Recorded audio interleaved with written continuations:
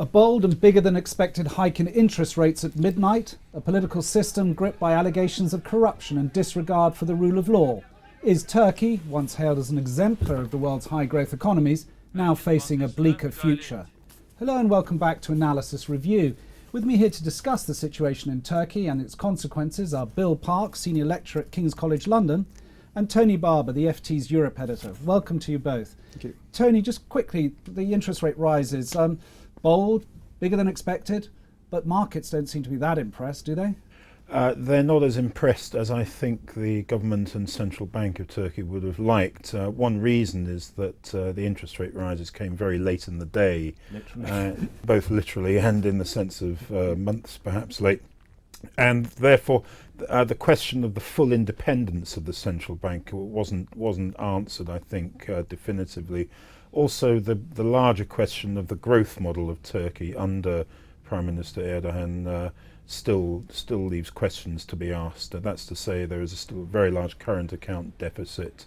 Inflation is still quite high, and these are structural problems that have built up over the decade or more that Erdogan's ruled Turkey. A lot of reliance on so-called hot money, which has come from abroad and gone into the economy, but can leave very quickly as well. Yes, hot money, and also this fits into the larger picture of the world economy, with the US gradually withdrawing its unusual monetary stimulus, which is tending to remove money from what have been growth emerging markets. Sure. Tony alluded to it, Bill, the sort of political dimension and the question of the central bank, but that all fits into a much bigger question of what's going on broadly politically in Turkey, where there's sort of various tensions and power struggles. I mean, do you see the two being quite closely linked?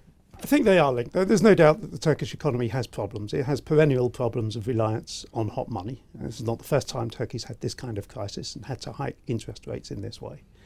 But I think what's really driven this lack of confidence is the political crisis. And I would guess that one of the reasons why the markets have not responded particularly favourably is that they want to see how the political crisis pans out, as much as to see how the economic performance and what in develops. particular are they worried about? I mean, we alluded it to earlier. There's been the allegations of corruption, a disregard for the rule of law. There's sort of the integrity of institutions. What do you think investors are most concerned about? Well, this is looking uneasily like a fight to the death between two groups that were once allies.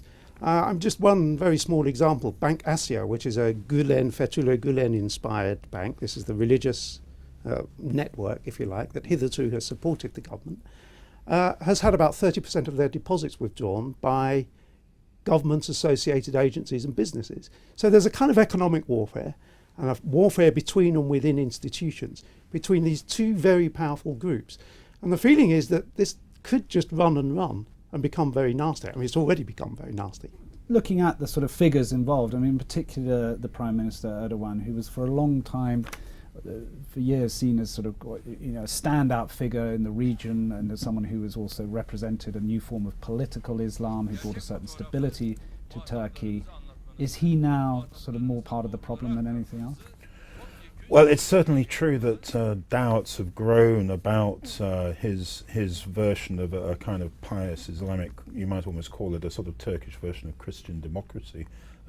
He's been in power such a long time that he seems to have developed more autocratic instincts, certainly in the eyes of his critics.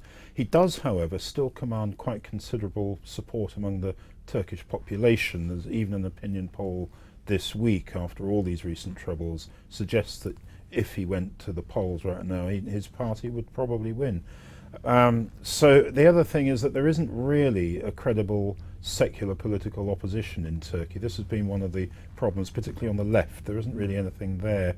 And so the crisis has evolved into a struggle between two competing versions of moderate Islam for control of the state. And this is something that has resonances going back many decades in modern Turkey. Bill, did you see the Gulenists sort of taking on a more formal sort of challenge to Erdogan within the political system, backing a party, going head to head with the AKP? No, I wouldn't see that. Gulen himself has always been very explicit that he's not about party politics. What is clear is that the overlap between the Gulen network and the AK Party has been very close. So what we don't know is how that works out. I don't see Gulen, though, establishing a separate political party. What might happen is that some of his supporters might fade away from the AK Party. They could easily go to the nationalists or whatever, or other Islamic parties.